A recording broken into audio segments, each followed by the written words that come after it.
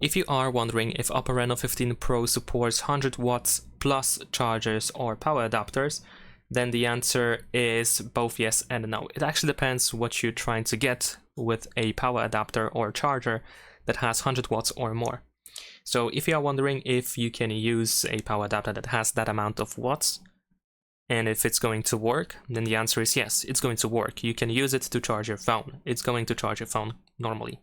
However, if you're wondering if it's going to make any difference if you get like 100 watts or 120 and so on and so forth, then the answer is no. If you compare it to a power adapter that has 80 watts exactly, and it uses Super VOC technology, just like this one, then it won't make any difference if you upgrade it to 100 watts, 120, 125, and so on and so forth.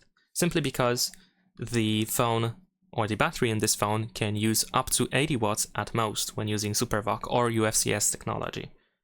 And yeah, so depending what your aim is, what you want to do with the charger, what you expect out of the 100 watts plus charger, the answer is either yes or no. And that's pretty much it. Leave a like and subscribe.